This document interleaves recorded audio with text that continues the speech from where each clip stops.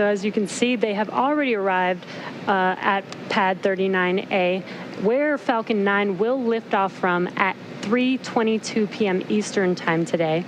They have ascended the tall structure already, which is next to the rocket, and it's called the fixed service structure, and also have already walked down the corridor, which is known as the crew arm, which is what they're standing in right now. That's right. And as they prepare to board Dragon, they have this one final stop that they're standing in right now, and that's the White Room. The White Room is literally just the room at the end of the crew arm that has an opening into Dragon. It is the last place on planet Earth Bob and Doug are going to be standing before they step into Dragon for their ride to the International Space Station.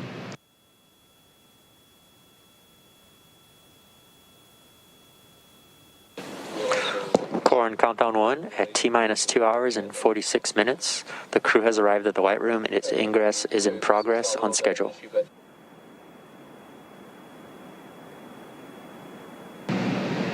And as they climb into Dragon, they will buckle themselves in and attach their umbilicals to their suits.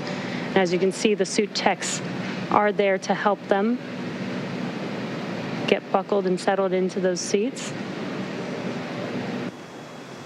And we can see the seats slowly start to rotate. Again, they're in this down position just to make it easier to climb in and out of Dragon. They'll rotate to this launch position to put their backs a little bit more parallel to the ground. It makes taking the G-force a little bit easier for the crew on the way uphill, but most importantly, positions those touchscreens directly in front of them, which is just their gateway into Dragon. Dragon SpaceX seats are in the launch position. We copy. And launch control clear to retract the access arm on time. SpaceX Dragon displays are configured for launch. Copy. Bob, Doug, on behalf of the entire SpaceX team, it's been a huge honor to help you get ready for today's historic mission. Know that we're with you, have an amazing flight, and enjoy those views of our beautiful planet. Thanks, Jay. It is absolutely our honor to be part of this huge effort to get the United States back in the launch business. We'll talk to you for more, but thank you. Copy all. Thanks for those words. Falcon 9 is in startup. Dragon is in countdown. FTS is armed for launch. Under a minute now, the FTS, the flight termination system, has been armed. Dragon, SpaceX, go for launch. SpaceX Dragon, we're go for launch. Let's light this candle.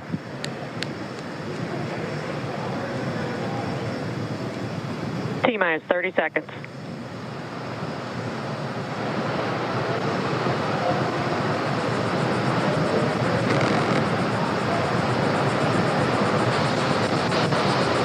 Stage 1 tanks pressing for flight. T-minus 15 seconds. 10, 9, 8, 7, 6, 5, 4, 3, 2, 1, 0. Ignition. Liftoff of the Falcon 9 and Crew Dragon. Go NASA. Go SpaceX. Godspeed, Bob and Doug. America has launched. And so rises a new era of American spaceflight, and with it the ambitions of a new generation continuing the dream. 20 seconds into flight, stage 1 propulsion is nominal.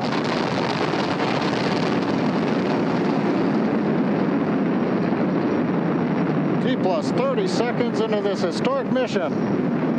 Flying crew on board Dragon and Falcon 9, and look at them go.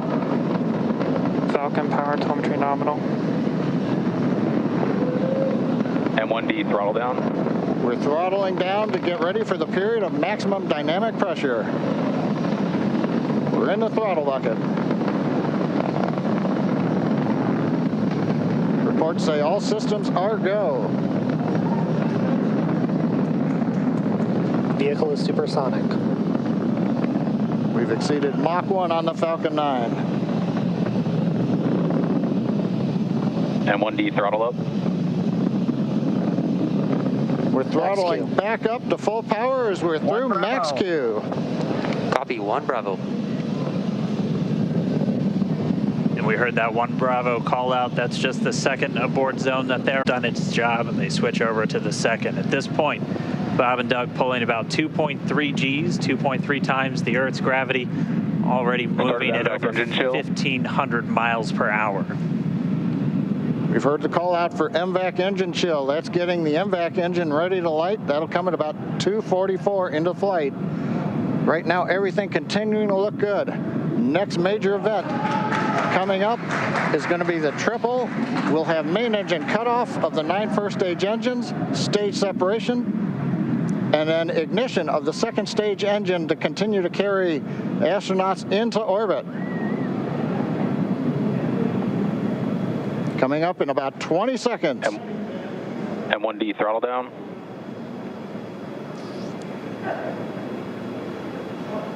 We heard we're throttling down the Merlin engines on the first stage.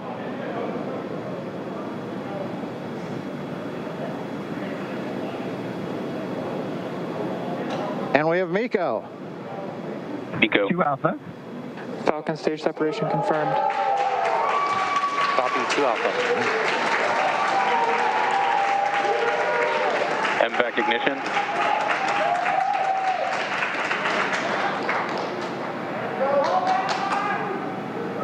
All right, we have stage separation confirmed. The first stage beginning its flight back. The second stage being powered by that single Merlin 1D vacuum engine has ignited and is now carrying Bob and Doug into orbit.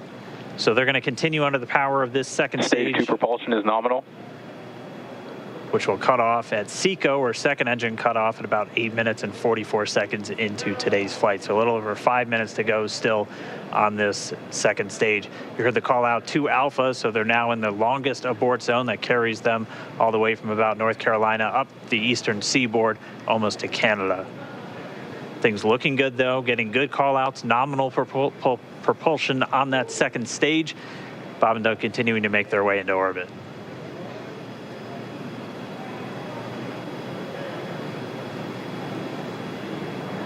Dragon SpaceX nominal trajectory.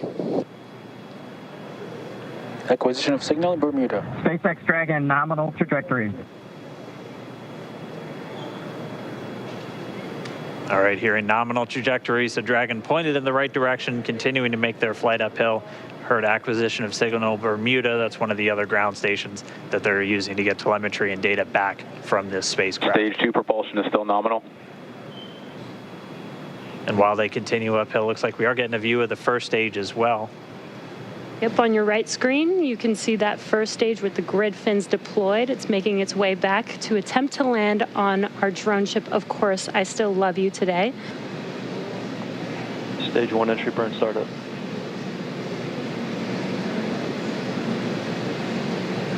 And there is that entry burn Acquisition beginning. of signal in New Hampshire. This burn lasts about 36 seconds long. Stage 2 FTS is saved.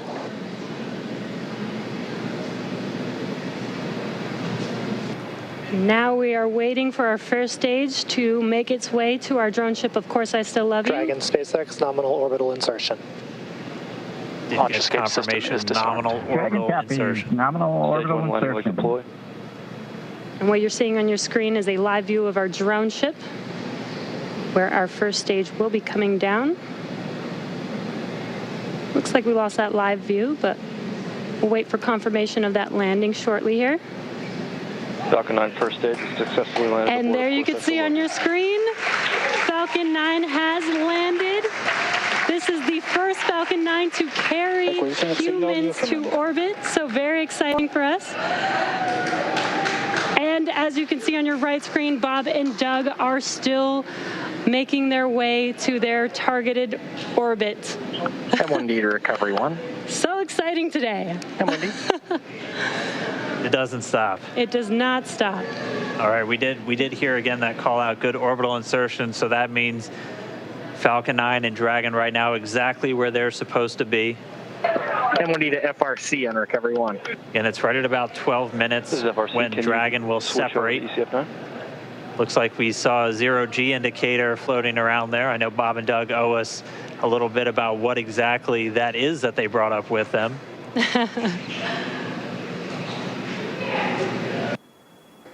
Dragon separation confirmed.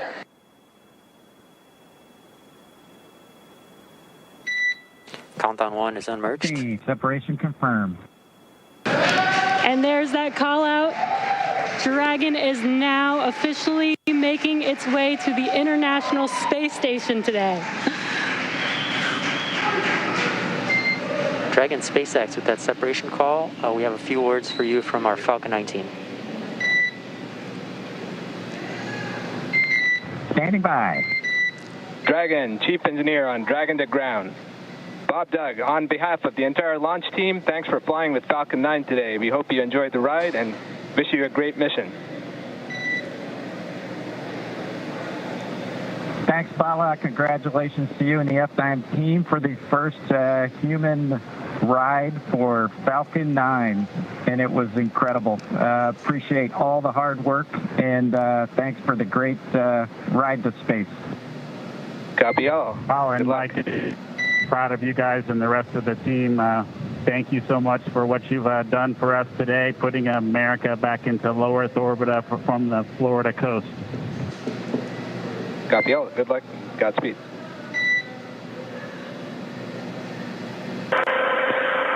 Well, everyone, welcome aboard Dragon. My name is Doug. Next to me is Bob. You probably know him.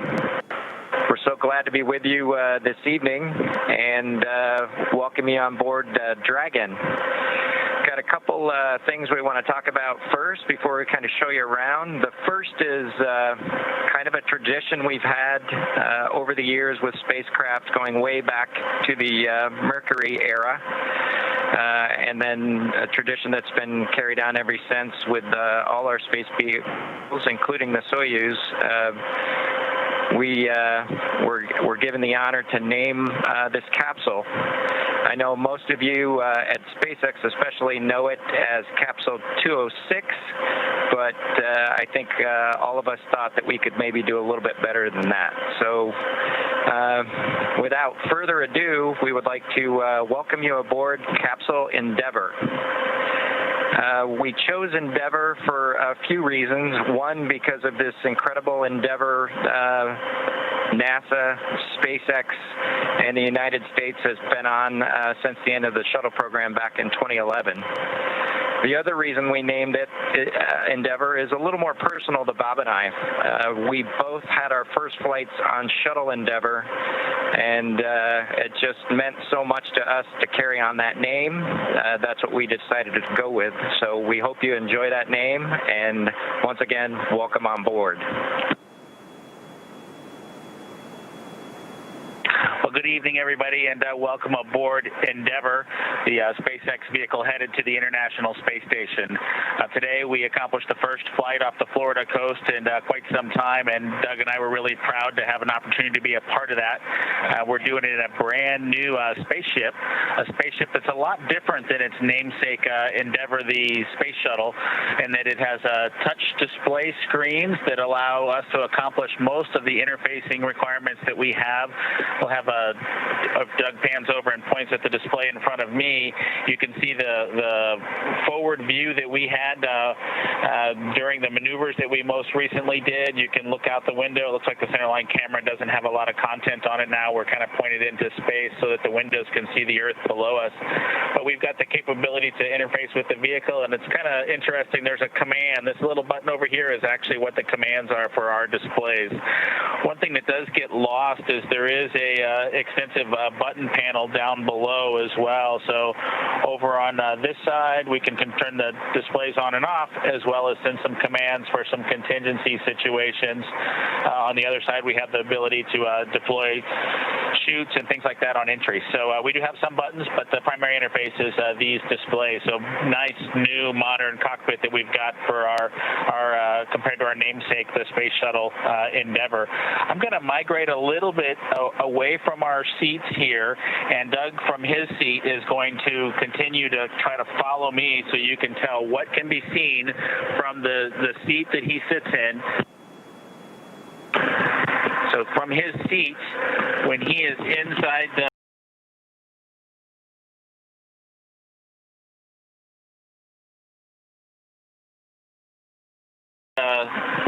the vehicle strapped in, this is what his view actually looks like. You can see a window off to the one side. We each have a window that we can view out and see what's going on outside.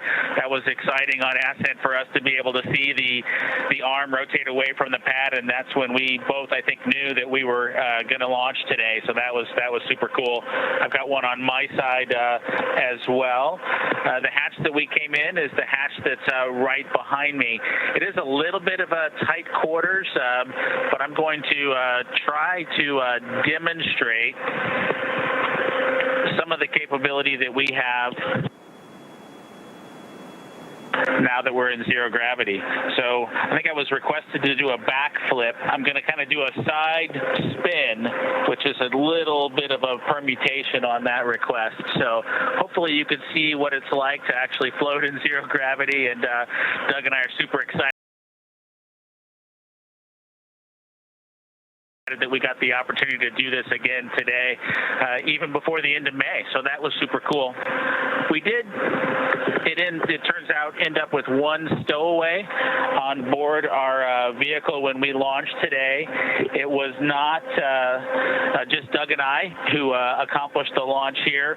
We do have an Apatosaurus aboard. We both have two boys who are super interested in dinosaurs. And we collected up all the dinosaurs between the two houses, and Trimmer, the Apatosaurus, got the vote from the boys to make the trip into space today with us. And so that was a super cool thing for us to get a chance to do for both of our sons, who I hope are super excited to see their toys floating around with us on board. I'm sure they would rather be here given the opportunity, but hopefully they're proud of this as well.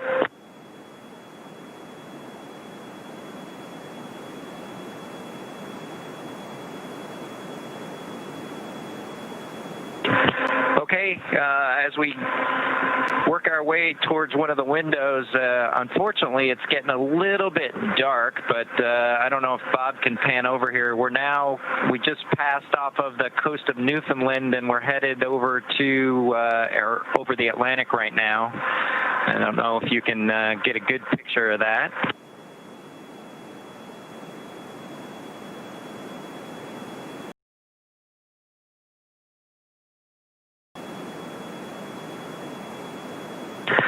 Anyway,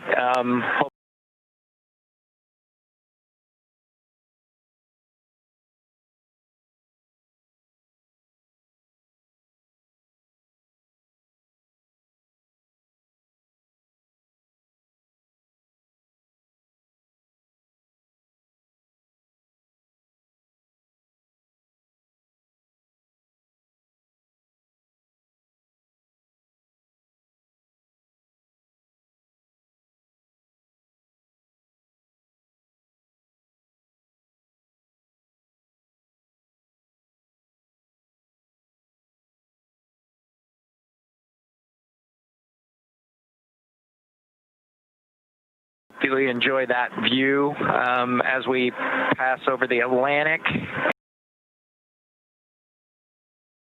And I think with that, we will work ourselves back into the seats and wrap things up for this evening.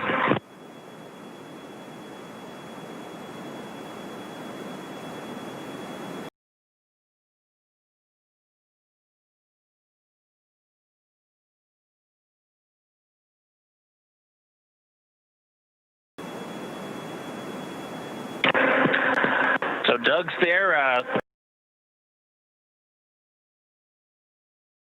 making a nice big smile for the camera. I hope you enjoyed the trip today.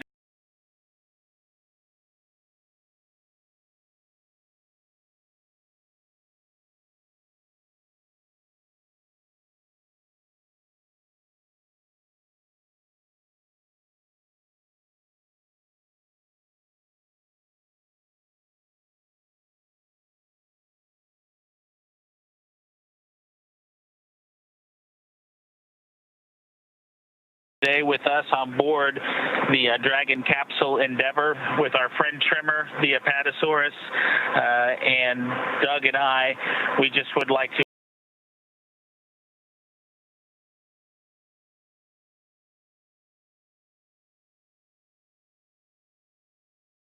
Thank SpaceX, we'd like to thank NASA, and we'd like to thank the American people for the opportunity today. And we're really proud of the entire team that was able to accomplish human spaceflight again from the Florida coast.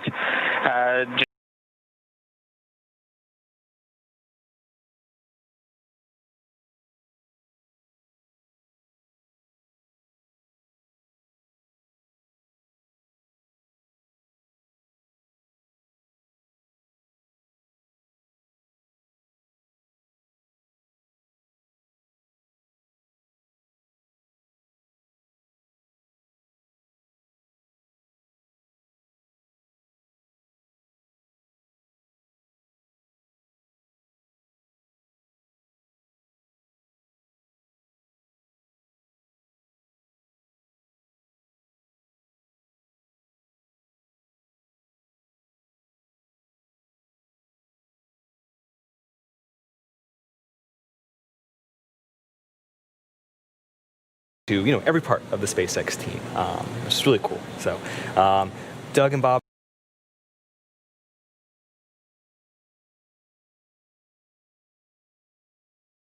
they're currently sleeping now, but we're very close to that changing, right? So we'll tell you.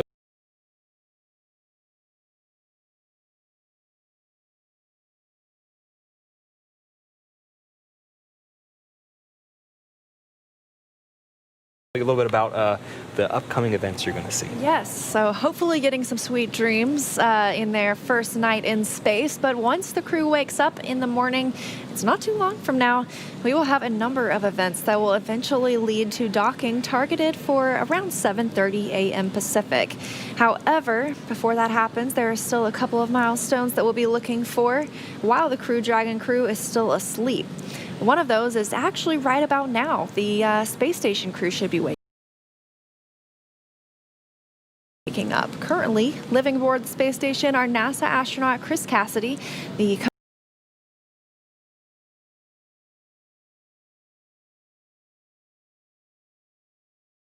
commander of the orbiting laboratory, and he is joined by Roscosmos cosmonauts Anatoly Ivanishin and Ivan Wagner. That makes up the Expedition 63 crew, which will be growing tomorrow, or actually this morning. Yes. Also, before the Crew Dragon crew wakes up, Dragon will perform the fourth maneuver known as the transfer burn. This is where we are raising Dragon's apogee, or the highest point of its orbit, to just 2.5 kilometers below station. Yes, and if that transfer burn doesn't wake up Doug and Bob, we're going to wake them up with a little music. At 1:45 a.m. Pacific time, it'll be time for our two Endeavour crew members to wake up. The tradition is that kind of the folks on the ground come up with a song to play for them. We've chosen the wake-up anthem. We haven't announced it yet. It's only an hour away. Stick around and you can hear that first and feel inspired and as pumped as Doug and Bob are sure to feel. After they're woken up, and they're in their post-sleep process, we're going to round everything out with a final co-elliptic burn to once again maintain a constant orbit beneath the station, this time just 2.5 kilometers below. At that point, things kind of change. We kind of go from those orbital burns to the approach, initiation, and final stages of Dragon's rendezvous with the ISS. This is when we start joint operations between the Dragon control team here in Hawthorne and the space station flight controllers in Mission Control Houston. The teams will transition to integrated ops about 45 minutes prior to approach initiation. Yeah, so integrated operations. Before that point, the team at Johnson Space Center and the International Space Station Flight Control Room has mostly been monitoring the mission, while the flight controllers here are more so controlling the mission. But during that approach, the SpaceX flight control team will work in tandem with the NASA team in Houston to activate and test out a number of systems on Dragon, including the bidirectional communications system with the station, and that is using the C2V2 system. That stands for Common Communications for Visiting Vehicles. It allows us to set up a data stream from Dragon to the station, a direct connection, and it gives another path for Dragon telemetry to come to the ground, and it also provides an additional command capability for astronauts aboard the station. Flight controllers will also maneuver Dragon to the proper attitude and then initialize the navigation sensors used for the methodical approach to station.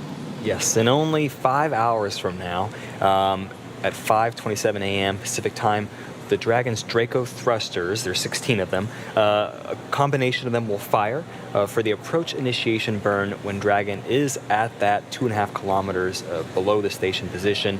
It's also going to be about 7 kilometers behind the ISS. This maneuver will swing Dragon up until it's about 400 meters away, which is about a quarter mile from the ISS. This maneuver also moves Dragon inside one of the 2 checkpoints around the station that requires a set of go, no-go poles with the different control teams. This first checkpoint is called the approach ellipsoid, the AE. It's an imaginary shape measuring 4 kilometers long by 2 kilometers wide by 2 kilometers tall, essentially a large 3-dimensional oval. Think if you were to put 2 New York Central Parks together and kind of spin that around, that would be the size, the volume of the AE. And before Dragon is given permission to move inside the AE, the capsule is configured to be on what is known as a 24-hour safe trajectory. This means that if Dragon lost control of its thrusters for some reason, the team would have plenty of time, 24 hours, before its trajectory would move inside the AE.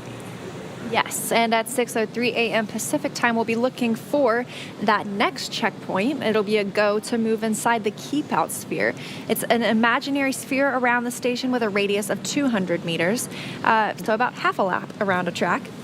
And flight controllers use this to monitor any vehicles that arrive or depart the space station, helping them to kind of keep up with where they're at and provide a checkpoint, a chance to confirm all the guidance, navigation, and control systems are working correctly on Dragon before bringing it closer to the space station. The keep out sphere has that similar requirement on the orbital trajectory that if Dragon were to somehow, for some reason, not be able to control its thrusters, Dragon itself and the space station would be safe for 4 orbits. That's about 6 hours rather than the 24 hours required to enter the approach ellipsoid.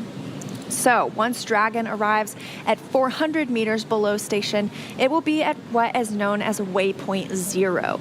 This is the first checkpoint during our approach, and the vehicle can hold right here at 400 meters, but if all of its systems check out and it looks good, it can continue the approach to waypoint 1. And as Dragon moves from waypoint 0 to that waypoint 1 that Leah mentioned, it's going to swing up out in front of the station, pausing at a distance of approximately 220 meters. If you've played the ISS simulation game, this is actually the same position that we're going to be at. At this point, it's going to be on what we call the docking axis. If you were to shoot a line out from the docking point all the way out, the capsule will be in that line of sight. Bob and Doug are headed to the forwardmost port of the station. It's the Node 2 forward port. That is where Dragon docked just over a year ago on the Demo 1 mission, and it's where one of the 2 international docking adapters is located. These were installed for these new commercial spacecraft flights, as well as any other future spacecraft that use the IDA standard. So before moving into the final waypoint, waypoint 2, the crew will execute another manual flight test like we saw earlier. Well, actually, it was yesterday now. And this is the near-field flight test, meaning it's closer to the station. So the crew will command a hold at 220 meters and then conduct a series of maneuvers. First, they'll fly Dragon to the center line of the docking approach, precisely lining it up with the international docking adapter. And then the plan is for them to do a number of what are called translational maneuvers. These will use the Draco thrusters on Dragon to move it along the different axes, checking in with the ground on how much propellant is used. Of course, we have mentioned that Dragon is designed to be fully autonomous, hands-off. You don't need anybody to drive or fly it. Smooth sailing. Smooth sailing, but this is an important test because it helps us demonstrate Dragon's ability to perform manual controlled maneuvers like braking or retreating if ever need be, as well as to determine the position and velocity of the spacecraft relative to the space station. So once all of this is complete, Bob and Doug will transition the control back over to the Dragon flight computer to resume automated docking. After the flight test is over, teams in Hawthorne and Houston will do another quick go, no-go poll to resume the approach and start to move in toward waypoint 2. And once Dragon starts moving in, the next big step will be the final go, no-go for docking. If this is anything like the Dragon, the Demo 1 mission about a year ago, you're going to see from the ISS Dragon coming up. You're going to see it in full view. It's surreal, right? At waypoint 2, Dragon, Doug and Bob, they're only 20 meters away from the docking port. At this point, the spacecraft is really focused on aligning its docking system with that of the IDA. You'll also hear some call-outs. One is the CHOP call-out. It's the crew hands-off point. It'll occur about 30 seconds before docking. So when you hear that, it's go time. At this point, any aborts that will have to be done are done automatically by Dragon and not by any humans at all. Hopefully we don't have to see it. Hopefully not. We're still aiming for smooth sailing. Things have been going well so far. But once crew hands-off point happens, we will be 2 new crew members joining their team. Call that Chris Cassidy will manually pressurize the vestibule. That's the space between the Dragon hatch and the station hatch. That's the first stage. That's called soft capture. So it's not completely attached to the space station just yet. The soft capture ring will retract until the sensors indicate it's time for 12 hooks to drive in place and give us a hard capture to firmly secure Dragon to its new home on the space station. The space station crew should be pretty excited. They're going to get two new crew members joining their team. Chris Cassidy will manually pressurize the vestibule. That's the space between the Dragon hatch and the station hatch. And the power, audio, and data connections will be established from the station to Dragon. Afterward, there will be some leak checks conducted, and then it's time for hatch opening. Actually, there's our little Dragon again. There it is. We've been watching it. It's getting bigger. It's getting closer. But yes, that little white speck is not a star. It is Doug and Bob heading, over 4 miles a second, 7 kilometers a second on their way to the ISS. And the power, audio, and data connections will be established from the station to Dragon. This port is also where the space shuttles used to dock. And so Doug Hurley, he's the spacecraft commander for the Endeavour capsule today. He was also the pilot of the very last space shuttle mission Atlantis, STS-135. There's our little Dragon it's a small again. World. There it is. We've been watching it. It's getting bigger. It's getting closer.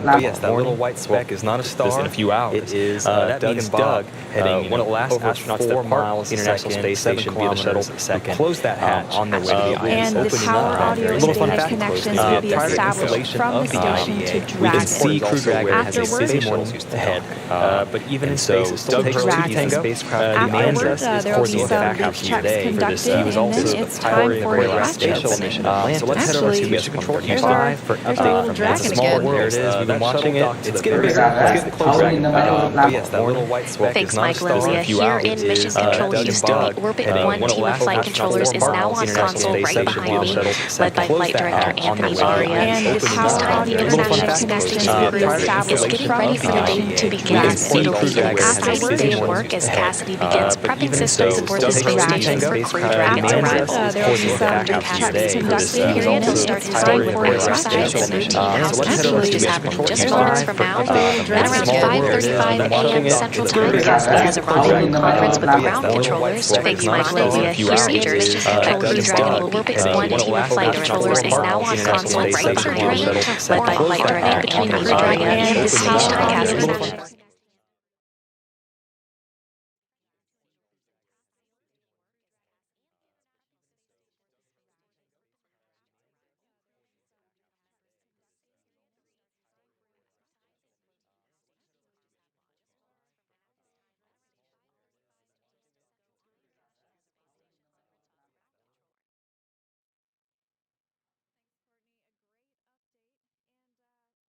Look forward to. Yeah, everything is going well. Propulsion, power, life support system is good. The only bad news we have is it's the end of our time here.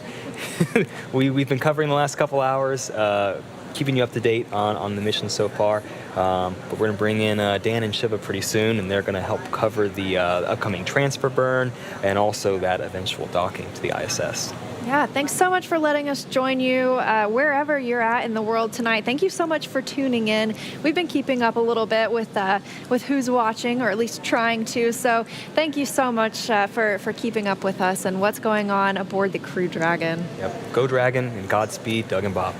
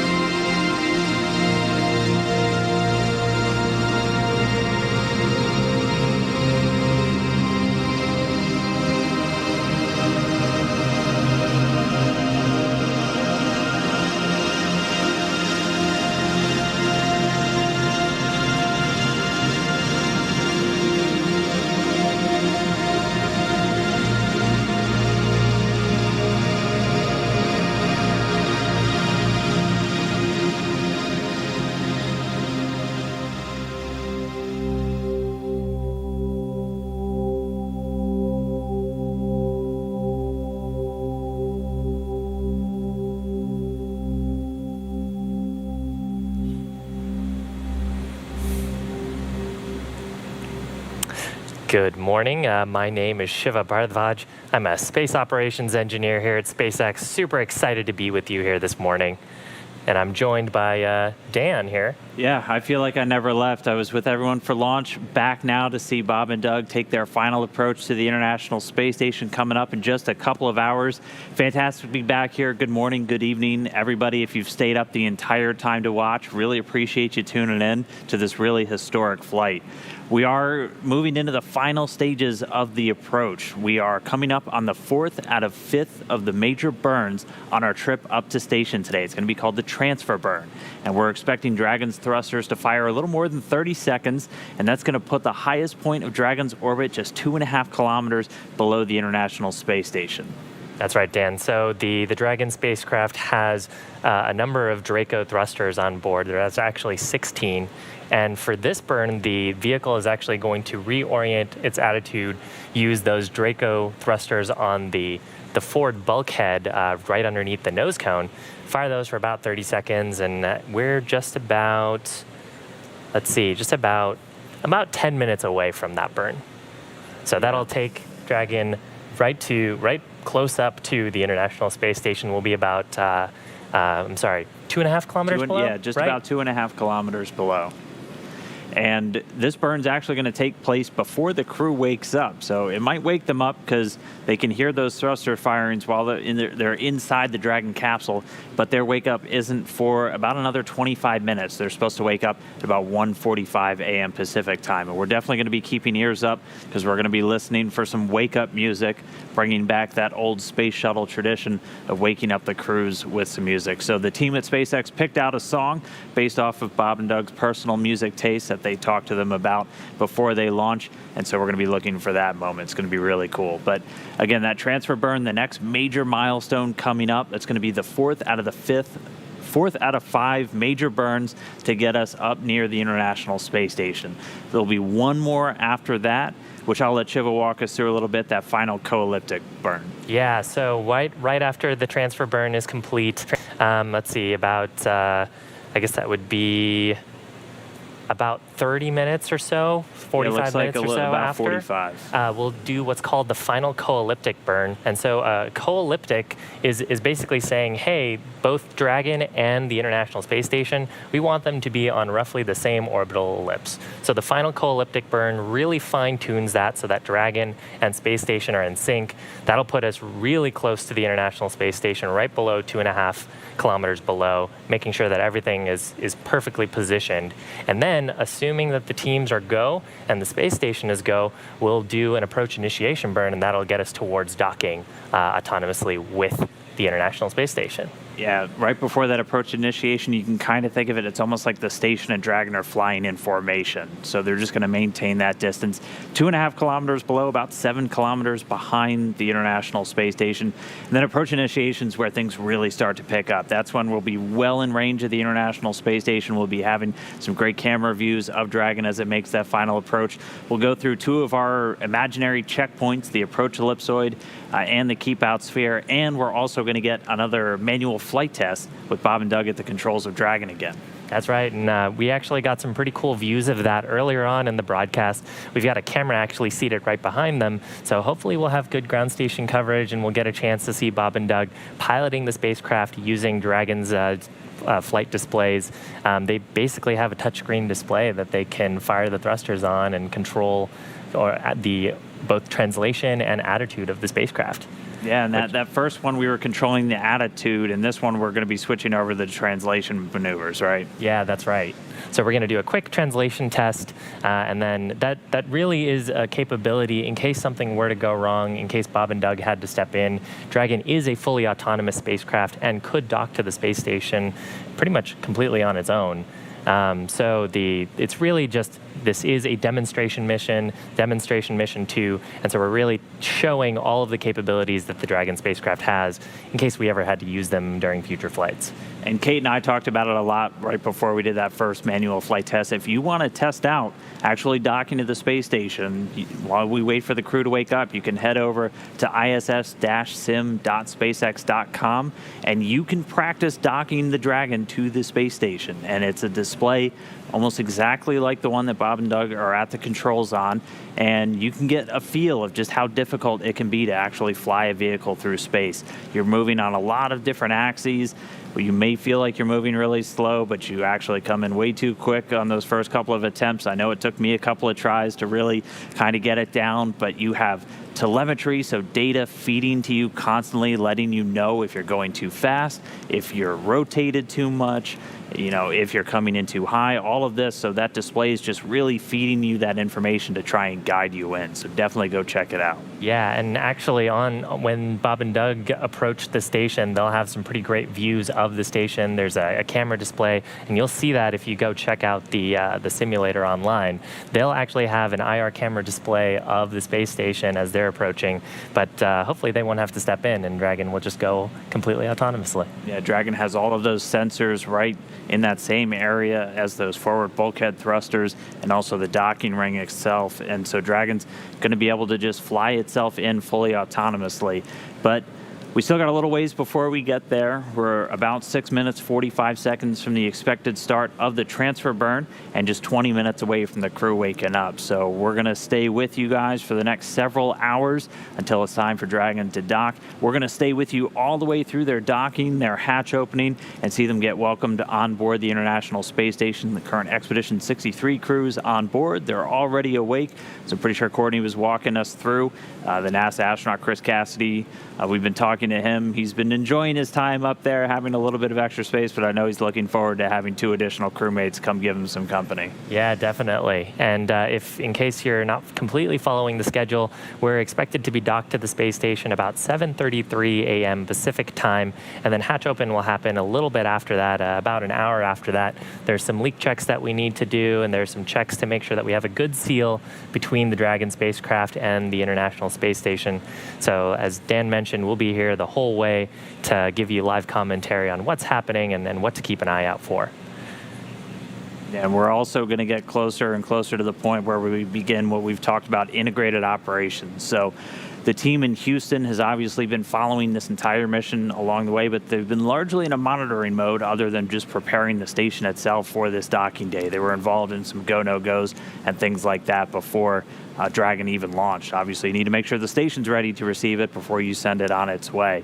And once we get close to that approach initiation burn, we'll be in integrated operations, and that's where the mission director here on Hawthorne is going to be talking directly to our flight director on console in Mission Control at Houston. It's going to be Zeb Scoville, who's leading the teams for launch. He's going to be in there for docking. He's NASA's lead flight director for the Demo 2 mission.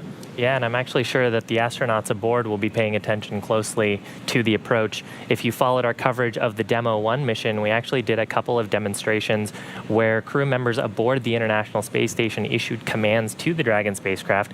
And again, that's if there's some kind of a contingency or something where mission control couldn't control the vehicle, if the crew for some reason couldn't control the vehicle, the International Space Station crews still have a way to issue commands and make sure that it is safe as a spacecraft approaches it. And I think we've seen a couple of views earlier today of just, it looks like the spacecraft are going real slow, but they're going very quickly. They're going super fast. In fact, right now, Dragon's going about 17,200 miles an hour. And it's about to pick up a little bit more speed when we do this burn. We're a little over 4 minutes away from the transfer burn. Before we get there, let's go check in, make sure he's awake this early. Gary Jordan standing by over in the International Space Station Flight Control Room in Houston. How's everything looking over there, Gary? Hey, Dan. Hey, Shiva. I am awake. I don't know about you, but I didn't sleep very much last night, still coasting off of the excitement of such a historic launch. And I don't think it's going to stop until we actually see the crew members aboard the International Space Station. Here in Mission Control, I'm in the Flight Control Room 1, where the Orbit 2 team is scheduled to come in just about an hour, led by Flight Director Zeb Scoville, Flight Director Anthony Varia in the White Flight Control Room now, leading the teams of Orbit 1 through the overnight shift. And we're just just a couple minutes away from that transfer burn. Everything going well aboard the International Space Station. We're already starting to equalize pressure in the forward end of the International Space Station. The Node 2 forward pressurized mating adapter, making sure that that's equalized and ready to open the hatch a little bit later. Chris Cassidy working out part of his exercise period this morning before he actually starts working some of the tasks to get ready for Bob and Doug's arrival. Right now, working on the ARED, the Advanced Resistive Exercise device, doing some resistive exercise. Next, he'll move over to some aerobic exercise before going through some of those milestones. Just about the time of the transfer burn, we'll start activating the Common Communications for Visiting Vehicles, the C2V2 system. This will eventually communicate with Dragon once it's in range, just doing some activation and checkout. After transfer burn, we should have some weak radio signals on S-band that are able to communicate with Dragon, so we'll just test out that connection. Right now, just booting up that hardware. Now, just a few minutes from the transfer burn, everything's going well here from the International Space Station side of things. With that, I'll send it back to you, Dan, and Shiva over in Hawthorne.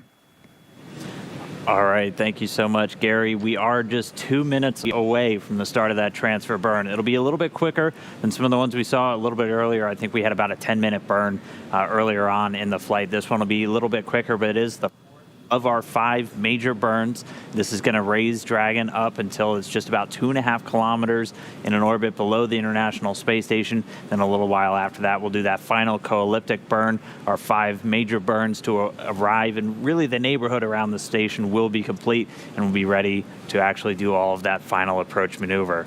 So about 1 minute and 30 seconds to go. The crew is still asleep right now, so we won't hear the typical calls up to them on good burn performance, but we'll be able to listen in here, and we'll be able to give everybody an update when we hear the status of that burn. And then once the crew's awake in about 15 minutes, we'll hear some chatter with them as well, and some music. Yeah, that's right. You mentioned it earlier, but it's a tradition that goes back to the shuttle, and I think even as far back as the Gemini program. I think that's the first time it happened. So we're excited to hear what they picked out. Yeah. All right, well, we're going to stand by. We should be hearing this burn starting in about a minute. We'll bring you updates as soon as we get them.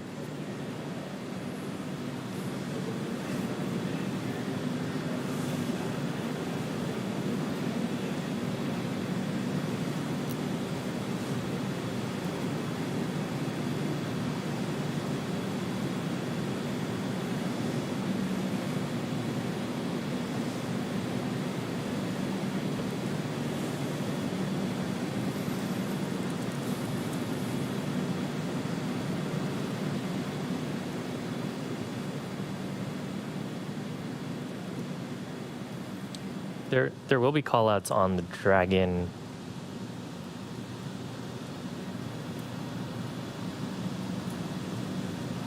So one thing to note here is the ground control team is monitoring, and they're making calls out on nets here. So the navigations officer will be monitoring the burn. Will be calling out if the burn is good, nominal trajectory. And I did just hear that the transfer burn has begun.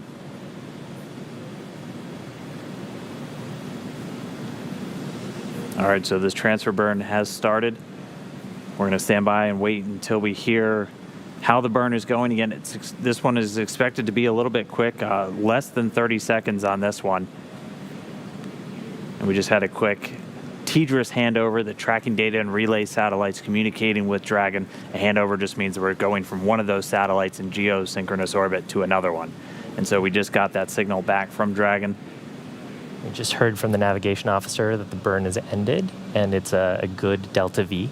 Now, delta V refers to the velocity imparted to the vehicle. When we're talking about spacecraft and how fast they're going, their orbit is referred to by a concept called delta V. The velocity controls how high and how elliptical your orbit is. So when we're talking about energy transferred, you'll hear that term. Yeah, and I mean the big thing that we just heard was burn is nominal burn. Those are the 2 words we want to hear every single time right after those are complete. So that's 4 down, 1 more to go until Dragon's really close to the International Space Station.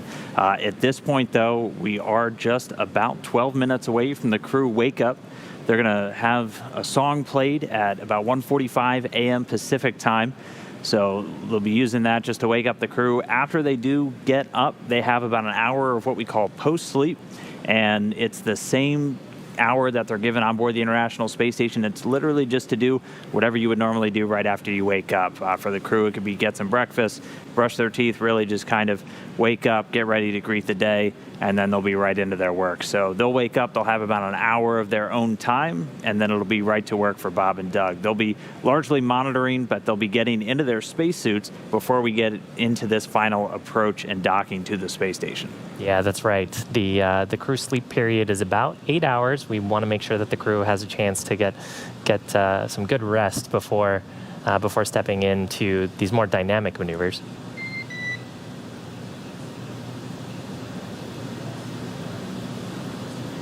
And that little beep that we heard there was it's actually called a quindar. So it's usually a tone that indicates that the core, in this case, the person the SpaceX crew operations responsible engineer, who's very similar to a Capcom from Mission Control in Houston.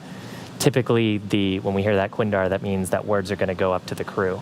So that's why we pause there. And the core position is one of the really interesting, the unique things about the commercial crew program and where we've come. And we're getting a look at the core on console right here. You're going to have to help me out with the name, Shiva. But, I mean, traditionally, if you go back to the early days of Capcom, it was always an astronaut. And we kind of broke that mold with the International Space Station, where we would have astronauts and we would have people, still NASA employees, that would train specifically to be a Capcom. And we've also had scientists talk to them. But this is the first time we've had a non-NASA person as that main voice, that main link to the ground, not a NASA person. So it's just one of those other new, interesting facets of that new era that we're in now with this commercial crew program. Yeah, and actually it looks like we've got Mike as our core. Earlier we had Jay, who had some great words for the crew, and later on we'll be transitioning to Anna. Almost all of these folks have some pretty cool experience. I'm lucky enough to get to work with them, and I bet that, just looking at them right now, everyone's in mission mode. Everyone's making sure that the mission's going smoothly and that Bob and Doug get some rest.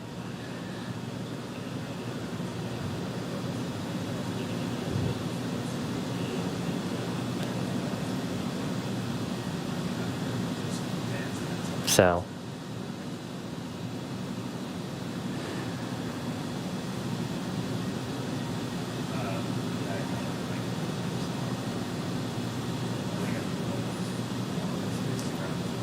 and the video that we've got actually on the right side of your screen there is actually mission control here in Hawthorne. So you can see our various different mission controllers.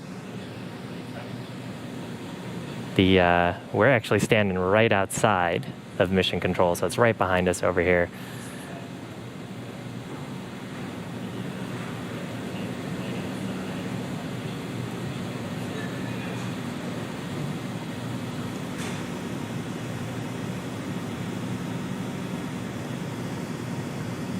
All right, yeah, we're just about 9 minutes away from the crew waking up. For them, it'll be, as we were just talking through, about an hour of post-sleep, so Bob and Doug just getting a chance to wake up and kind of greet the day. The next major milestone that we're going to be looking forward to is that final co-elliptic burn. That'll be the 5th burn that we want to see, that's just responsible for raising Dragon's orbit up on the same plane as the International Space Station. They'll be just about 2.5 kilometers below and 7 kilometers or so behind the station by the end of that burn, and then it'll be time for that final approach and docking. We'll get into the approach initiation. They'll cross over into 2 different checkpoints, the approach ellipsoid and the keep out sphere, as they go through a couple of different waypoints. They'll do a final hold that the crew will actually command when they're about 220 meters out in front of the space station. We'll get that final, or that second manual flight test. So we'll see Bob and Doug once again at the controls of Dragon, and then they'll turn control back over the vehicle for that automated approach. And again, all of these burns, everything being executed by the Dragon spacecraft. So charting its own path, executing these burns, everything automatically on the way uphill. The crew able to jump in if they need it, but everything's been very smooth so far today. We already heard that we're going to be go for docking from all the management teams that met a little bit earlier this evening. So everything smooth for an on-time docking this morning, evening, whichever time we're in at this point. Yeah, that's right. The spacecraft, and hopefully we'll get a chance to see this as it gets closer to the International Space Station. Underneath the nose cone, there's a number of relative navigation sensors that, as part of the guidance and control system, that'll be tracking the position of the International Space Station, tracking Dragon's relative position, and then as we get closer and closer, the software aboard Dragon is going to autonomously guide the spacecraft in towards that first 400 meter hold, and then or first 400 meter location, and then 220 meter for the manual filing test, and then finally the 20 meter go no go for final docking and approach. And we're actually going to be approaching the International Space Station on what's called the V-bar. So what that refers to is, if you imagine the space station floating around the Earth, it is moving very rapidly, about 17,500 miles an hour. And the direction that it's moving, if you imagine the circle, the arrow that would be tangent to that circle would be the direction, or excuse me, the arrow on that circle is called the velocity vector. So that is referred to as the V-bar. That's the direction that the spacecraft will approach from. We'll hopefully get some really good views from space station.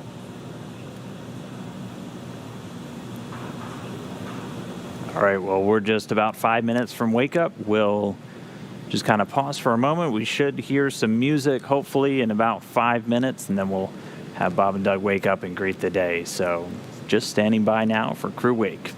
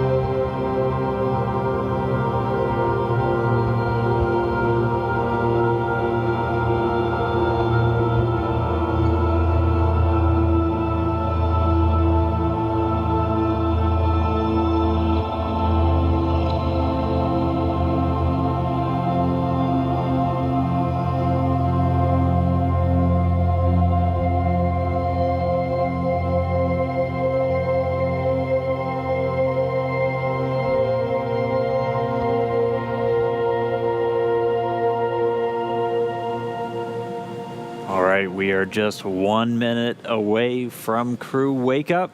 Again, we're going to be listening out to find out what song is going to get played the first time we're doing wake up music on a brand new spacecraft. It's a really cool tradition that we've had throughout human spaceflight history on the NASA side. It's awesome to bring that one over. We've seen a couple of new traditions like Bob and Doug launching rockets from the beach. We've seen some old traditions like the walkout from the ONC building. And pretty soon we're going to be another old/new tradition, some wake up music on board Dragon. Well, new spacecraft, new opportunities to do new things, new firsts. We're really excited to hear what Bob and Doug picked for their wake up music. And while we wait for that, we are still just hearing the teams down here in Hawthorne and over in Houston still going through some checkouts there as Gary's walking through using the, this might be it.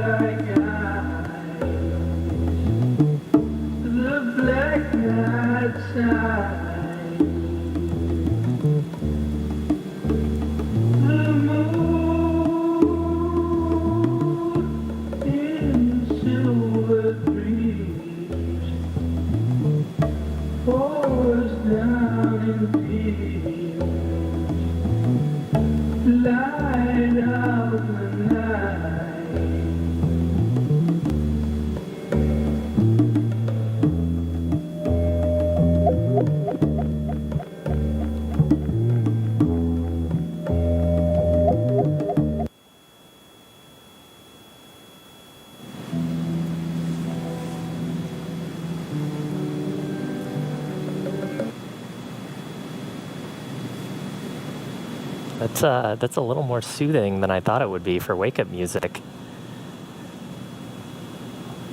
I think that was... Good morning, Dragon. We hope your evening aboard Endeavour was restful, and we are planning to resume all nominal communications at this time. How copy?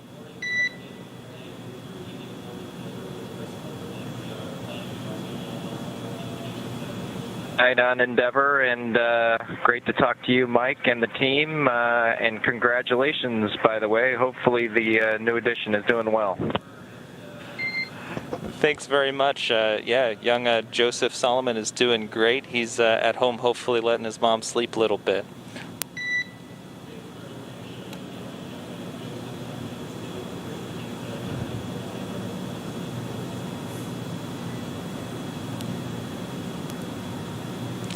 And Doug, one more piece of info for you, just letting you know cameras are going to remain external only during this post-sleep period.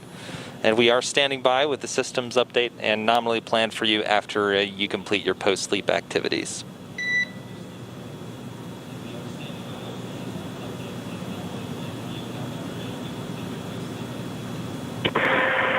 That sounds good, Mike.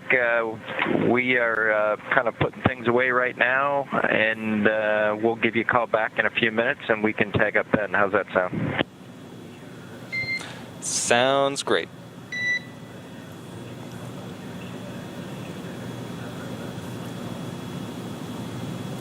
All right, well, the crew has been woken up. If you didn't get the song right off the bat, that was Planet Caravan by Black Sabbath. So that is your first wake-up song played on a Crew Dragon. Planet Caravan, Black Sabbath. We know from their interviews pre-launch, Bob and Doug, definite fans of 70s, 80s rock, and also into the 90s, which I was like, yeah, guys, thumbs up on that one. But Planet Caravan, Black Sabbath, first wake-up song played on board a Crew Dragon. So Bob and Doug now awake. We heard them called down. They were talking to the Corps here in the Mission Control Hawthorne right next to us. That was Mike Hyman. You're going to have to check me on his name. But that's his name, Mike. Yeah, Mike. So they are awake. They have about an hour to just kind of get themselves situated, and then we'll see Mike and the crew down here on the ground, talking to them throughout all the upcoming steps. And with the crew now awake, we're now going to be focusing on that fifth and final burn of that final co-elliptic burn. That's right. The crew waking up, putting away their sleeping bags and putting away their sleeping gear. Probably gonna, brush their teeth, get some food, do whatever you do when you wake up. The next burn is going to be the final co-elliptic burn, and that's what's going to really make sure that Dragon and the International Space Station are in a very similar elliptic orbit. Right now, the Dragon spacecraft and the International Space Station, after we did the transfer burn, are just about 2.5 kilometers away from each other. The final co-elliptic burn really makes sure that the apogees, that's the highest points of their relative orbits, and the highest points of their individual orbits, and their perigees, which are the lowest points of their orbits, will sync up. And that'll put us in a really great position to then perform the approach initiation burn, which will take us into the approach ellipsoid, which is an imaginary 4 by 2 by 2 ellipse, like a 3D ellipse around the space station that we just use as a space to keep other spacecraft out of proximity to the space station unless they're really supposed to be there. Yeah, we'll walk you through all of those checks as Dragon gets a little bit closer. But we are just about 27 minutes, 42 seconds away from that final co-elliptic burn. That'll be our fifth and final one before we get over to approach initiation. But crew is awake. It's flight day 2 for them now on board the Crew Dragon spacecraft. Everything's gone very smoothly up until this point. Didn't track any issues overnight while the crew was asleep. We had done 3 of our major burns before they went to sleep yesterday following that ascent and all those initial vehicle checkouts on board.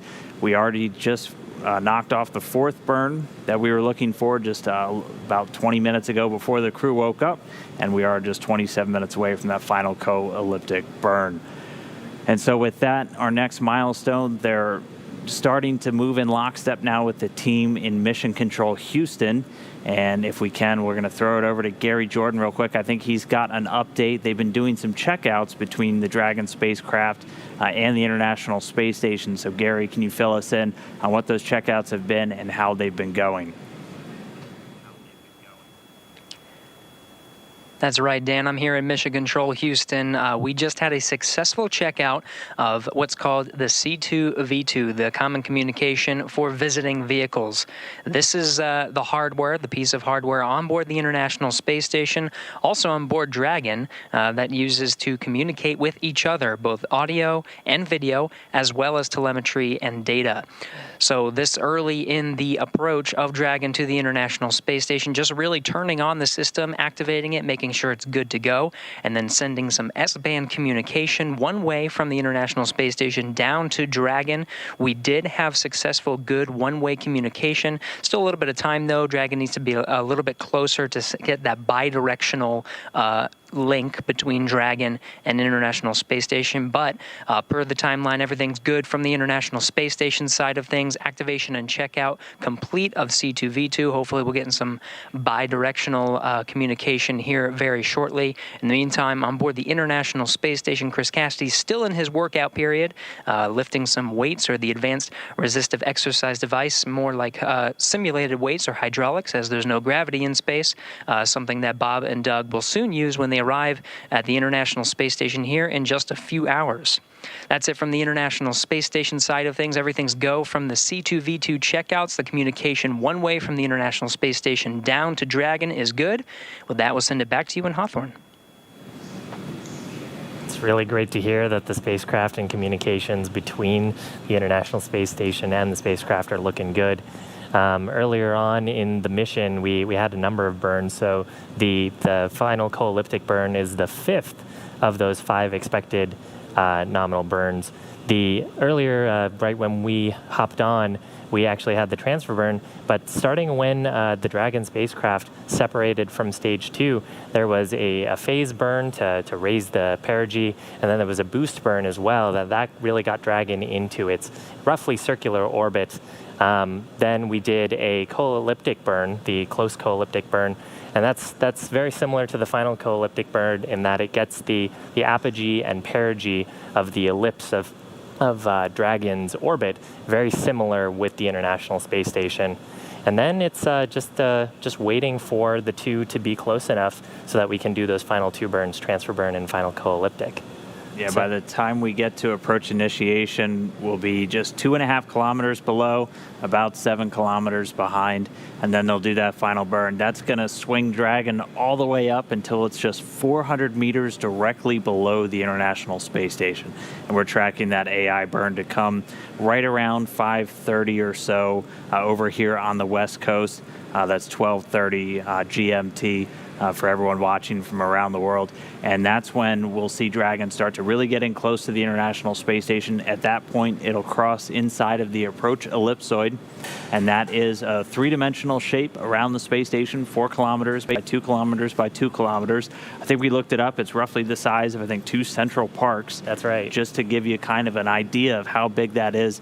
And it's just this imaginary zone around the station where we have a whole bunch of rules that govern what your spacecraft has to be capable of before you're moving inside. So they make sure all of the guidance, all of the thrusters, everything working correctly on Dragon before we move inside that zone. And as we've talked about, before you move into that approach ellipsoid, you have to be capable of what we call a 24-hour free safe trajectory. So if Dragon lost all of its control systems for at least 24 hours, it would not be moving inside of that approach ellipsoid. And that's when you're doing space traffic, you got to be very cautious as you're dealing with pretty large bodies moving at very relatively high speeds.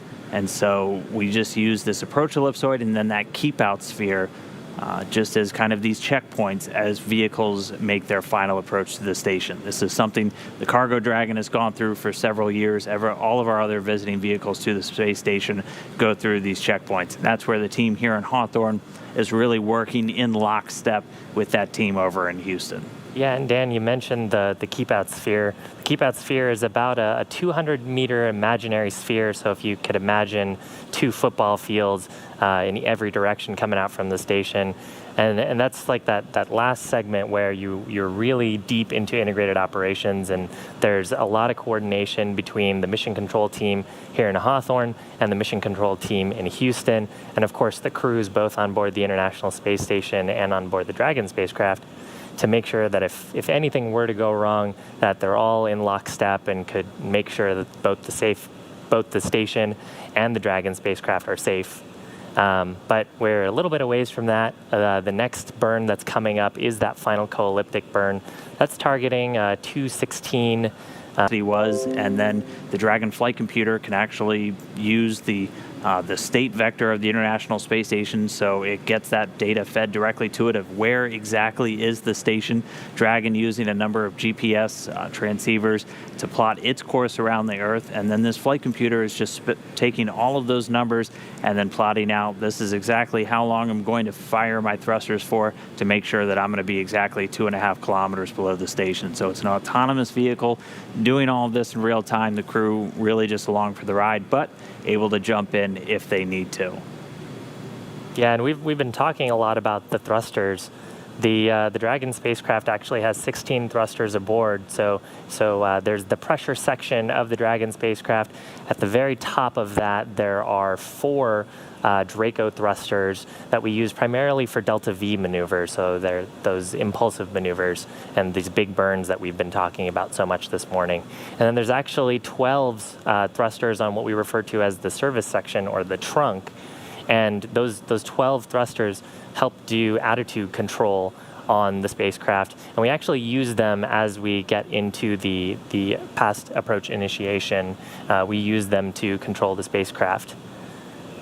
Yeah, there's also those 8 Super Draco thrusters, but those have all been disarmed essentially at this point. Those are only used during that ascent into orbit for the launch escape system. So those are the biggest ones. They're the ones that are really the most visual on Dragon. They have the very large silver kind of baffled right below them, and those are not used for any of these on-orbit maneuvers. As Shiva was saying, it's just those forward bulkhead and those service structure ones. It's going to be an automated docking. We're going to see Dragon swing itself up. We're not going to go inside of that keep-out sphere for about another 5 hours is when we're expected to go there. Before we get to that point, teams in Houston and here at Hawthorne will do their internal go, no-go polls where they're just checking everything's good with Dragon, everything's good with station, we're ready to proceed. We'll get to that just outside of the keep-out sphere. They'll command a hold at about 220 meters, so just 20 meters before they cross in, and that's where we'll see the crew do their second manual flight test. So doing some translational maneuvers. We'll actually move Dragon onto the docking axis, so wherever they are in position to it, they'll take control and they'll physically move Dragon to line it up perfectly with that international docking adapter right on the very forward end of the Harmony module, and then they'll just go through a couple of different translational maneuvers. And when we say translational, you can think of it as those are the motions moving you back, forward, side to side, up, down, diagonally. They did some attitude maneuvers on that first flight test. That's literally just kind of where you're pointing. The second one is going to be the translational. And when you're doing a docking to Dragon, you have to use both at the same time. And so that's, again, where we'll do that plug for if you haven't done the docking yourself, you can go try it out. And it's ISS-sim.spacex.com. And you'll have to take the control and do all of those translational and attitude control to do that final approach to the station. It's going to be automated today, but you can go test out yourself what it would be like if you were doing it manually. Yeah, that's right. The sim is actually pretty fun. I think everyone on my team has given it a try, and it basically puts you in an orientation where you're sort of pointed away from the space station. And you have to figure out how to reorient the spacecraft to point towards the space station, and then use those touchscreen controls on your display to get close enough to the space station. If you're having trouble with it, because I know I failed at least twice trying to dock to the station, try going a little bit slower. That's the best advice I can give you. Luckily, both Bob and Doug, extensive test pilot experience, extensive time training. If they did had to step in and do it today, they'd probably do a lot better than me. A little more patience built in for them. We are about 16 and a half minutes from that final co-elliptic burn. Just to continue to walk you through everything you're going to see, we're going to be docking to the very forward port on the International Space Station. It's on Node 2, also called the Harmony module. If you were to look at the International Space Station in the direction it's flying, it's the very front of it. So it's the part that's basically going into the wind, if you will. And it's the same docking port that the very last shuttle docked to, so it's almost like coming back for Doug Hurley, who is on that flight STS-135. Dragon SpaceX for burn performance and upcoming burn. Now our core, Mike Hyman, giving some calls up to the crew. Go ahead. Okay, two things for you. First off, the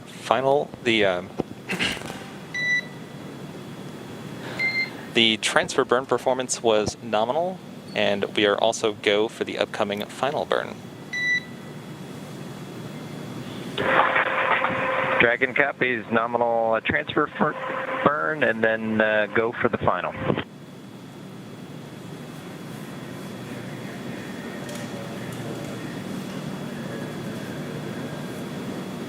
All right, so we know the Dragon team is go for that final co-elliptic burn coming up in just a little over 15 minutes from now. And so this will be the fifth and final of our major burns. We'll have a couple of smaller ones that are going to be coming up, like that approach initiation, that are really just going to move us right up close to the International Space Station. But this is the fifth one that we've really been looking for, just to make sure that our ascent, our trip up to the International Space Station goes smoothly. And so this is coming up in just about 15 minutes. This one expected to be another pretty short burn, just about 30 seconds or so firing of those thrusters, and this will place Dragon in a co-elliptic orbit, so its apogee-perigee will roughly mirror that of the International Space Station, just 2.5 kilometers lower. off, right? And if you're wondering what the crew are doing during that time, typically during these burns, especially the Big 5 burns, the crew will be seated monitoring the displays. They've got 3 displays and that they're able to control the spacecraft from and issue commands to if they had to for any reason. So they'll typically be seated in the pilot and commander seat, and actually there's a view of the Dragon spacecraft from the International Space Station. Only looks like a little white dot right now, but soon we'll get some pretty beautiful views of the forward hatch and the nose cone as that gets closer and closer to the station. Yeah, it looks like when we combine everything, we're still a little over 50 kilometers away from the space station. So we're going to be picking up pretty quickly and getting closer after this final co-elliptic burn. But we are going to be docking to that Node 2 forward port. There are currently 2 docking ports on the International Space Station that can accommodate these new commercial crew vehicles. They're both on Node 2. One is on the very forward port, which is where we're going today. The other one is on what we call the zenith port. So it's the space-facing side, or really the top of the Harmony module. And we'll look to use that during some of the future flights, especially if we have 2 vehicles docked at the same time. We could have 2 Dragons, a Dragon and a Starliner. We'll have both of those ports available for all of these new commercial vehicles. And the one that we're using today has only been used once, and it was by a Dragon a year ago on that Demo 1 mission. So exciting to see the docking port in use again. It gives us some great views. We have a couple of high-definition cameras on the very end of that docking port on the pressurized mating adapter that give a view right down the barrel, and we'll be able to see Dragon during its final approach. Yeah, and that pressurized mating adapter is the interface actually that the Dragon spacecraft will interface with. And so once we actually get to docking, again scheduled for about 7:33 Pacific time, once we get to docking and confirm that we've got a good seal, the crew aboard the International Space Station and the crew aboard Dragon will pressurize the vestibule, the section in between that pressurized mating adapter and the Dragon vestibule, and they'll make sure that that's leak tight, make sure that that's at a good breathable pressure, and then they'll actually open up those hatches, and Bob and Doug will be able to join their friends aboard the space station. And we're just 12 minutes away now from that final co-elliptic burn. And after that, things will start to pick up a little bit more. The crew should be out of their kind of their initial post-sleep, and they'll be getting another morning meal in. Should be doing that within the next 40 minutes or so. As we talked about on their way uphill, they had their first meal on Dragon just yesterday. They have 12 meals and snacks for the flight up to the International Space Station. We did get to hear them describe them a little bit during their pre-launch interviews and everything, and they're very similar to MREs, or meals ready to eat, that they consumed while they were in the military. And they're really just these pre-packaged meals ready for consumption. They don't need to heat them or add any ingredients, or like their food, once they get to the space station, they don't have to add water or rehydrate anything. They do have water, though, to drink on the ride uphill. They have about 30 liters of water just in that interior storage. So they'll be able to get some breakfast before they really start stepping into things. And then we'll be looking to see them suit up in just a couple of hours before they begin that final approach. Yeah, and actually there's a lot of internal storage in the Dragon spacecraft. It kind of feels like when you're on an airplane and open up the overhead storage bins, there's storage bins all around the interior of the spacecraft that have these supplies and meals and like their clothes and everything else that they'll need for time and for their duration of mission in space. Overall, they're going to be aboard the Dragon spacecraft, if you include the time during the pre-launch activities, about 24 hours. So the trip up to the International Space Station from leaving I think from T0 to docking is about 19 hours. And then there'll be about 2 hours attached to the International Space Station while they're confirming that it's safe to enter and that they're securely docked. And we are now just 10 minutes away from this burn. This view on your right is some telemetry-driven animations. So this is an animation driven by data coming down from the Dragon spacecraft. So you can see which way it's oriented or what its attitude is. They'll typically do a slew or a maneuver to their burn attitude So Dragon is constantly kind of spun almost like a top during different phases of the flight, either to put those solar arrays pointed towards the sun so they can charge the batteries, or like we'll do shortly to get ready for one of these burns. So you just have to obviously make sure the thrusters are pointing in the right direction before you fire them off. They'll do that maneuver just about 7 minutes or so before that final co-elliptic burn, so we should be seeing that coming up soon. And then we are just 9 minutes away from that fifth and final major burn before we can get into approach initiation and start getting Dragon in close to the space station. Yeah, and Dan, as you had mentioned, when we're slewing for a burn, we're trying to get those thrusters aligned to the right direction to impart that momentum to the spacecraft in the direction that we want to go. But the rest of the time, we're trying to make sure that the solar panels, which make up half of the service section, are pointed the right direction to take advantage of that solar energy from the sun, and that the radiators on the other side, which make up the other half, are able to radiate heat away from the spacecraft most effectively.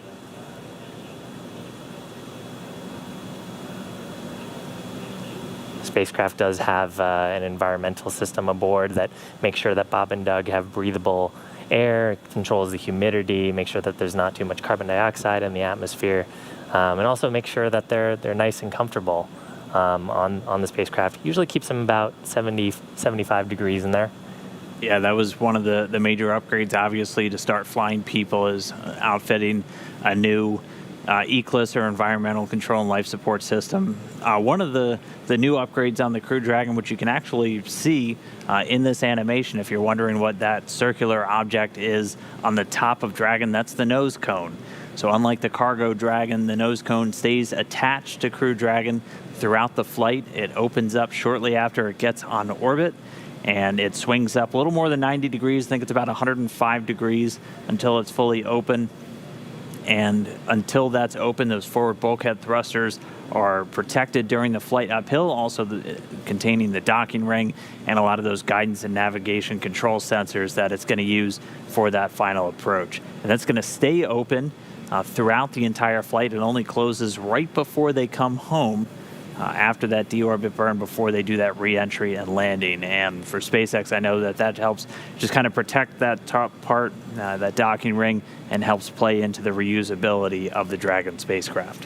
So what you're seeing on the screen right now, you're seeing some little bursts on that right-hand screen, and that's an animation of what the service section Draco thrusters are doing. So we're slewing the spacecraft to reorient it for the final co-elliptic burn.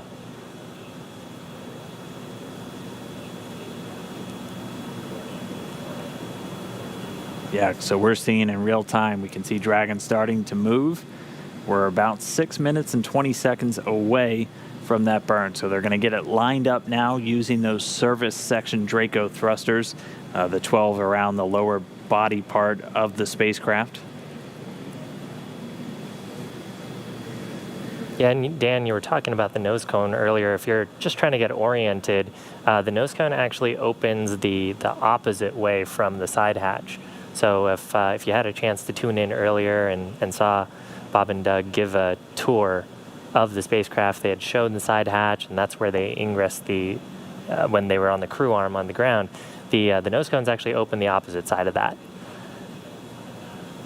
And so you can imagine Bob and Doug in their seats, which would be facing towards that side hatch. You can imagine them sitting underneath there and probably getting excited for the burn.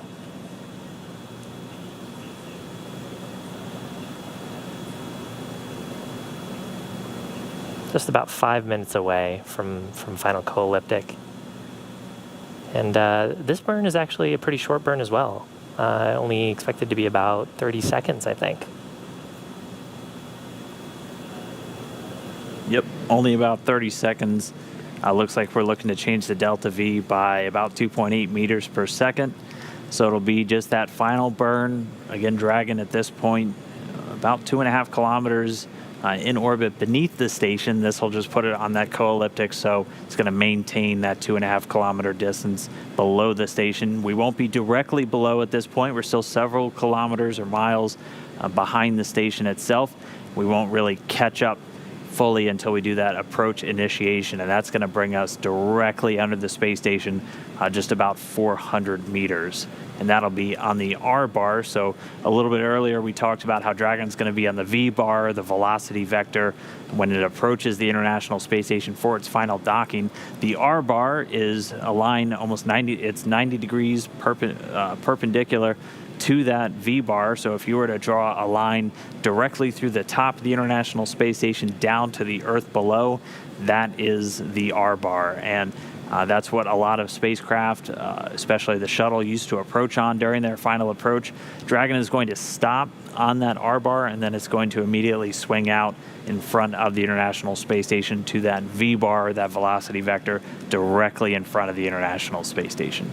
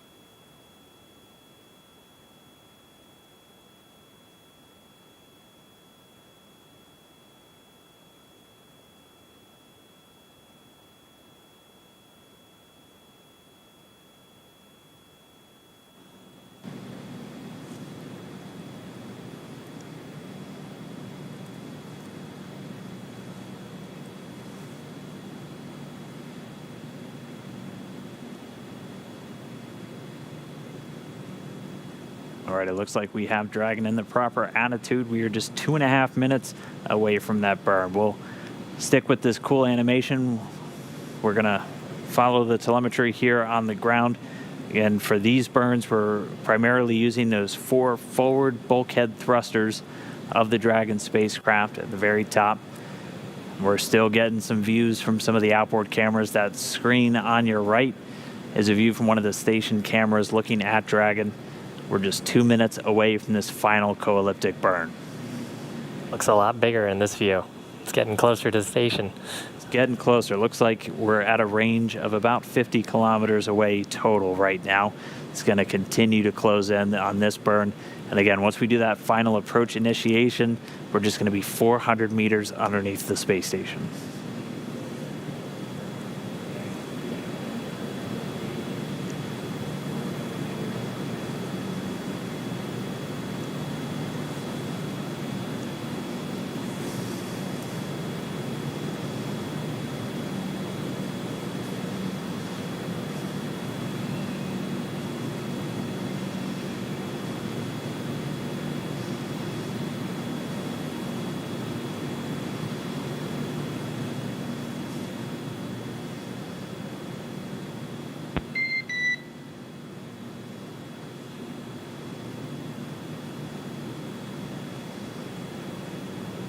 And we are 1 minute away from the burn.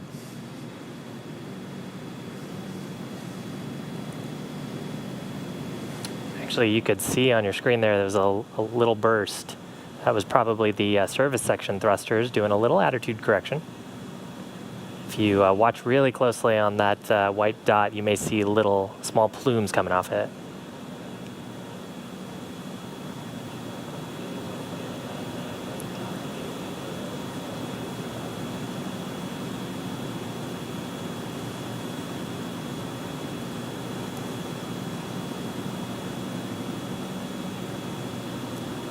Should be just about 15 seconds away.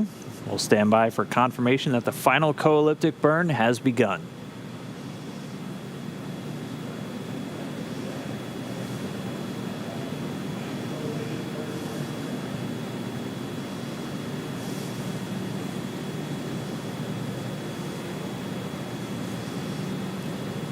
And we do see the burn has started. Using those forward bulkhead thrusters, the 4 of them on the very top of the Dragon to fire. We're expecting about a 30-second burn, maybe a few seconds less. But it did begin right on time.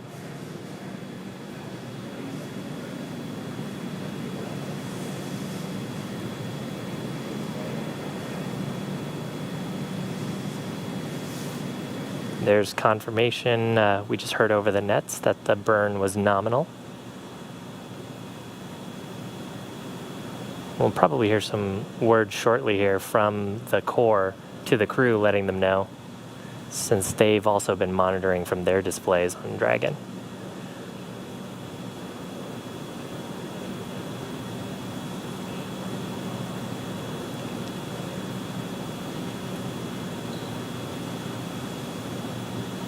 Now, while we are in this co-elliptic orbit, we transition into something called integrated operations. We talked about that a little bit earlier. Dragon SpaceX for burn performance.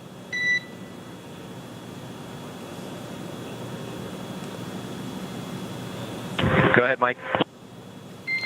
Now, we've evaluated the burn as nominal.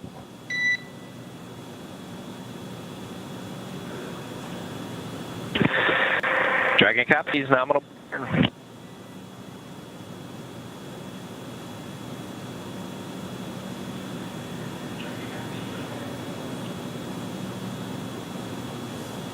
So Doug confirming there that they also see nominal burn and that they hear the call from SpaceX.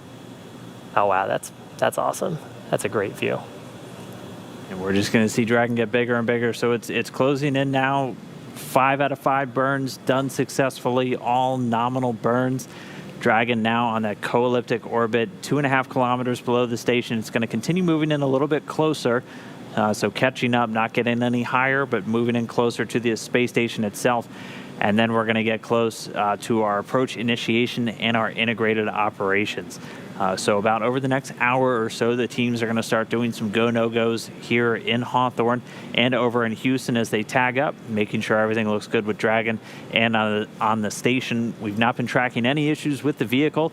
In fact, the management teams with NASA and SpaceX gave their go to proceed towards docking a little bit earlier this evening, obviously assuming all of our final burns went successfully. So with that, we're really close now to getting to the approach initiation, at which point the Dragon spacecraft is going to swing out just 400 meters below the International Space Station, and it's really going to be in view.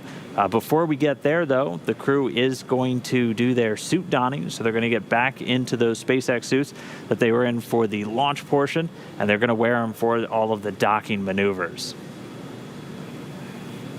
Yeah, those the suits look pretty cool. They're designed for SpaceX, and really they protect the crew in the event of an emergency. If there were some kind of depressurization, they're fully rated to protect the crew if something were to happen, and provide them nitrox, that's nitrogen and oxygen mixed together, and oxygen if the pressure got low enough. So the suits they'll don those suits because they're going into a relatively dynamic phase of flight, and we just want to be cautious and make sure that they're prepared for anything that might happen. Although we expect that the Dragon spacecraft will be able to dock pretty effectively with the International Space Station, already having demonstrated that once before during the Demo 1 mission, which went pretty smoothly. So fingers crossed that we have something similar today. Yeah, going back to the exact same docking port we used for Demo 1, except this time we have 2 crew members on board, Bob Benkin and Doug Hurley, our NASA astronauts. If you're just now tuning in, welcome. This is the docking portion of our broadcast. We've been on continuously since the crew got suited up about 4 hours before launch. We had that successful launch yesterday, and since then, over the course of the last, I can actually look up exactly how long it's been since we launched. It's been 14 hours almost on the dot since we launched from Florida. And so at this point, we're getting toward the final stages. We're getting really close to them actually approaching the International Space Station. We're going to go into a bit of a lull here for about the next hour or so. The crew is going to finish up their post-sleep, their morning meal, and then in about 2 hours, they're going to be getting into their spacesuits before we begin all of the final approach maneuvers. And so we're going to continuously have some communications between the core here in Hawthorne, who right now is Mike Hyman. He's going to be handing off to Anna Menon, who's going to take over for all of the final approach maneuvers. So we'll hear her talking to Bob and Doug throughout their close proximity operations to the space station. That's right. The ground teams, both in Houston and at SpaceX, will shift their operations. We have different shifts that come in to support different phases of the mission. Some of them have specialists aboard for particular phases of the mission where for example, this next segment, we're going to be going through all of the close approach operations, proximity operations as they're called, and docking. So we have some specialists who will be on call, and of course we want our ground operators to be well rested, just like Bob and Doug are on the vehicle right now. So give them a chance to get some sleep and be ready for anything should it happen. So that handoff should be happening shortly here, and I'm sure Anna Mike will probably do a sign off, and then we'll hear a sign on from Anna when she's on console. And like we've said, we're going to be live with you the entire way until Bob and Doug have docked to the International Space Station.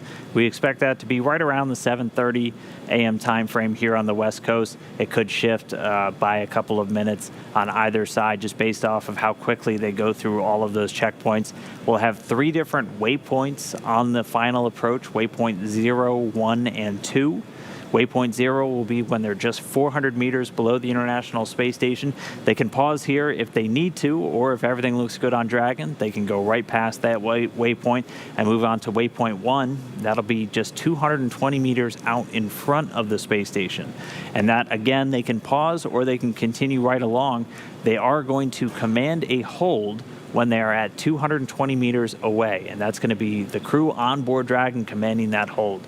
At that point, they'll move into the second manual flight test, where once again, Doug Hurley in the commander seat going to be taking over the controls with support by his co-pilot, Bob Benkin, in the seat right next to him, and he'll be going through some translational maneuvers. So this is a demonstration flight, and we're looking to demonstrate all of the different systems that needs a crew on board, and this is just one of those that the crew could take control of Dragon if required.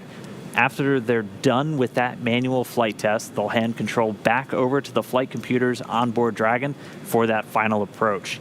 They'll move in until just 20 meters away from the space station, and that'll be at waypoint 2. At that point, the vehicle will do a commanded hold, and that will be built in automatically, and it will just basically hover out in front of the International Space Station. They'll do a final check on all of the Dragon systems, make sure that the space station is ready to receive the vehicle, and then Dragon will press in very slowly. They'll go at about 1/10 of a meter per second, so almost a glacial pace, but again, slow and steady wins the race when we're doing these dockings. And then initially making that contact with the station, it's what we call soft capture. That's when we'll call out docking, but that's not when docking is complete. We're expecting that initial contact right around 7:30 a.m. or so here on the West Coast. And then after that, the soft capture ring will retract. Dragon will look for a number of ready-to-latch indicators, and then it'll drive a series of hooks, giving it a hard mate, and the Dragon will be docked to the space station. That's right. The soft capture system has 3 pedals on the front of it. They look sort of like pedals, which we'll get a much closer look at as Dragon gets closer to the space station. There's a bunch of sensors all over those pedals, so when they engage with the international docking adapter, there'll be a couple of moments to allow any sort of relative motion to damp out on the system. And then once that relative motion is damped out, the soft capture system will retract, and then we'll go into hard capture, where 12 latches on the capture ring will seal Dragon to the International Space Station. And then from that point, the space in between the crew aboard Dragon and the crew aboard the International Space Station is still a vacuum, because it was just exposed to the vacuum of space. So the crew aboard the space station, and of course Bob and Doug aboard Dragon, will pressurize that volume, make sure that it's leak tight, make sure that it's stable, and then they'll open up those hatches and be able to get aboard the space station. Yeah, and they'll be greeted by the current Expedition 63 commander, Chris Cassidy. He's going to be working on the station side. We'll actually take atmosphere from inside station and put it into that vestibule to pressurize it. Station obviously has a much bigger reservoir of breathing air to use, so we won't use the air on Dragon. We'll use all the air on station to fill that up. And they'll do leak checks on the vestibule. They also wait for it to equalized thermally. So obviously you can have some pretty wild temperature swings based off of when you're in vacuum, just if you were exposed to the sun. And so they have to wait for both pressure and thermal conditions to stabilize, and then they'll get the hatches open. And they'll first get the hatch open on the station side. It's the A-pass hatch. Once that's open, there's a little under 30 inches between the hatch attachment and the bottom of the pressurized mating adapter for the crew to get through. And then we'll wait for Bob and Doug to open the hatch on the Dragon side. Yeah, and actually during that period of time while they're waiting for confirmation of good seal and while they're waiting for confirmation of the thermal to decay out, Bob and Doug still have some things that they'll need to do. Up till that point, they would have been suited in their spacesuits, so they'll be taking those off. They'll be putting those away. They've got a number of checklists and things that they need to go through. So that time is actually pretty busy for them, and I'm sure there'll be a lot of coordination between the core and Dragon as they're working through those steps. And so as we mentioned, though, we're in a bit of a lull right now. The crew should be coming out of their post-sleep period in about 15 minutes or so, and we'll be just kind of following along with them. We're going to hear a call out for something called Rendezvous Complete, and that should be coming up in about an hour and 20 minutes from now. Obviously, we won't be at the International Space Station at that time. All that will mean is that period from initially on orbit to before we do the final approach initiation is complete. And we are getting views, though, of Dragon from the International Space Station as it continues to close in. Again, we're waiting for that docking, targeted around 7:30 a.m. over here on the West Coast. For those of you around the world, that will be at right about 14:30 GMT. That photo or video just really gives you a sense of scale of how far apart the vehicles are. Dragon right now going probably about 17,400-ish miles an hour. If you were going that fast and hopped on a flight from LA to New York, it would take like 9 minutes, I think. So they're going phenomenally fast as they're going closer and closer together.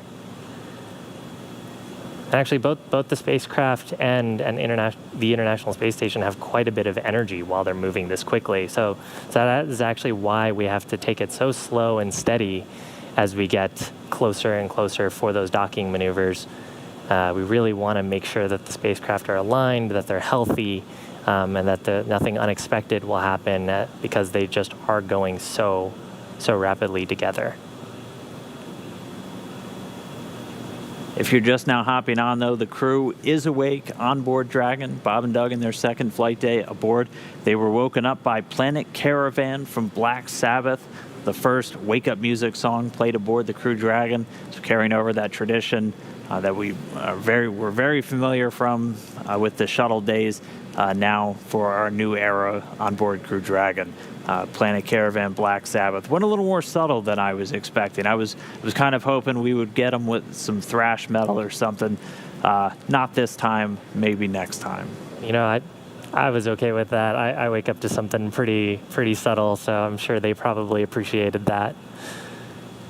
All right, well, we're just going to continue to follow along. Why don't we check in real quick? I know the International Space Station team is getting ready to do a handover, so let's jump over to Houston real quick to Gary Jordan. Gary? Thanks, Dan. I know I could have used a little bit of thrash metal myself waking up there. But you're right, the Orbit 2 team, led by Flight Director Zeb Scoville, is starting to come on. This will be the team that will carry us through the rest of Rendezvous, which you just described is just right before joint operations, and of course through the docking and the welcoming of the crew, Bob and Doug, to the International Space Station. That team starting to come in right behind me. For those of you who are just joining, we just had from the International Space Station good checks of the C2V2 system. This This is the common communication for visiting vehicles. This is the system aboard the International Space Station, also on Dragon, used to communicate with each other, exchanging audio, video, and telemetry data between the vehicles. Right now, we've established a one-way connection. This is part of the checkout during Dragon's approach to the International Space Station. Does look very good. The communication from International Space Station being successfully received by Dragon. Right now aboard the International Space Station, Chris Cassidy continuing his workout. He's just wrapping up his resistive exercise on the Advanced Resistive Exercise Device, the ARED. It's a hydraulic machine that simulates weightlifting and able to complete some of the resistive exercise that's necessary for long-duration crew members. They experience some bone and muscle loss during long-duration stays in space. This is one of those mitigation tactics that helps to reduce that, if not completely eliminate it. He'll be moving over to the T2 treadmill and take a short run for his aerobic exercise. Just after that, that's when really he kicks into gear to prepare for Bob and Doug's arrival. One of the first constraints is to close the shutters of the cupola window. Of course, it would be nice to get some of those great views that you're seeing right now from the International Space Station just right out the window there, but this is a safety constraint that's necessary for the rendezvous and docking of Dragon. That'll be one of the first things he does. Then he'll set up some cameras, open up the hatch to the pressurized mating adapter. At the end of that is the international docking adapter where Dragon will be docking today. He's just going to open that up and circulate some station air into that module to make sure that the air is all circulated and there's no unnecessary carbon dioxide pockets or anything like that, that the air is well mixed and ready for Bob and Doug to pass through just after docking. Everything going according to plan. We're just about to enter handover here in Mission Control Houston with the Orbit 2 team. With that, I'll send it back to you over in Hawthorne. All right, thanks a lot, Gary. If you're just now tuning in, 5 of our 5 major burns to get close to the International Space Station have been completed. We're going to be in a bit of a lull for now until we get to that approach initiation burn. We're expecting that to come up in, let me double check my times real quick, in about 3 hours from now. So right around 5:27 or 5:26 a.m. Pacific, Dragon will execute that AI burn.